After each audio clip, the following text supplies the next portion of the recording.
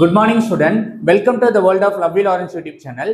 இன்னைக்கு இந்த வீடியோவில் நாம் என்ன பார்க்க போறோம் அப்படின்னா TN12 2026 மேக்ஸ் கொஸ்டின் பேப்பர்ல எவ்வளோ கிரியேட்டிவ் கொஸ்டின் வந்து கேட்கலான்றத ஒரு குட்டி அனாலிசிஸ் பண்ணியிருக்கேன். அதை வந்து பார்க்கலாம் வாங்க.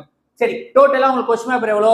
90 மார்க் கொஸ்டின் பேப்பர். அதில் 20 மார்க் வந்து ஒன் வேர்ட்ஸ் கேட்க போறாங்க. அதில் 16 மார்க் புக் பேக்கே கேட்டுட்டாங்க அப்படின்னா ரிமைனிங் 4 கொஸ்டின் வந்து கிரியேட்டிவாக வரப்போகுது. அப்போ நீங்கள் இதில் என்ன புரிஞ்சுக்கணும் அப்படின்னா 4 கிரியேட்டிவ் கொஸ்டின் தான் 4 லெசன்ல இருந்து எடுக்க போறாங்கன்றத நீங்க புரிஞ்சுக்கணும். ஓகேவா? இது வந்து கொஸ்டின் பேப்பர் எடுக்கிறவரை பொறுத்து மாறலாம்.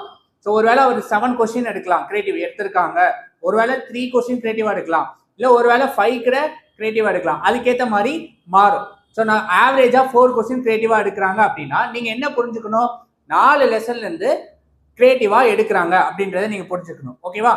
அதுக்கப்புறம் என்ன, 2 மார்க் டோட்டலா 10 கொடுப்பாங்க உங்களுக்கு. ஸோ 10ல நீங்க என்ன பண்ணுவீங்க? 7 எழுதணும். அந்த 7ல 1 கிரியேட்டிவ். அப்போ 1 கிரியேட்டிவ்னா ஒரு லெசன்ல இருந்து கிரியேட்டிவ் கொஸ்டின் வருதுன்னு புரிஞ்சுக்கணும். அப்போ ஒரு லெசன்ல இருந்து கிரியேட்டிவ்.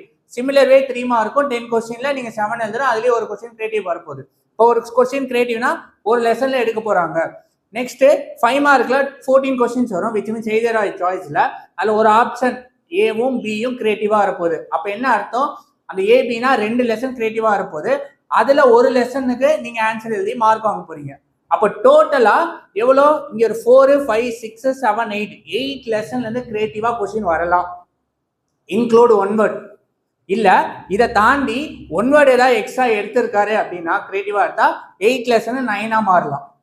ஓகேவா? இப்போ மினிமமா 8 லெசன்ல இருந்து கிரியேட்டிவ் கொஸ்டின் வரலாம் அப்படின்ற ஒரு அண்டர்ஸ்டாண்டிங் நீங்க பார்த்துட்டு, ஸோ இதெல்லாம் எப்படி படிக்கலாம் அப்படின்னா, ஸோ கிரியேட்டிவ் கொஸ்டின்ஸ்லாம் அதிகமா எப்படி கான்செப்ட் ஓரியன்டா இருக்கும். இப்போ ஒன் வேர்ட் எல்லாம் கேட்கறாங்க அப்படின்னா உங்க புக்ல தேரம் இருக்கா, நோட் இருக்கா, ரிமார்க் இருக்கா, ரிசல்ட் இருக்கா, ப்ராப்பர்ட்டி இருக்கா, டெஃபினிஷன்ஸ் இருக்கா, அண்ட் எக்ஸாம்பிள் சம் இருக்கா, இதை பேஸ் பண்ணி தான் உங்களுக்கு ஒன் வேர்ட்ஸ்லாம் கிரியேட்டிவா எடுப்பாங்க. ஹோப் உங்களுக்கு இந்த வீடியோ பிடிச்சிருக்கும்னு நினைக்கிறேன். And thank you so much.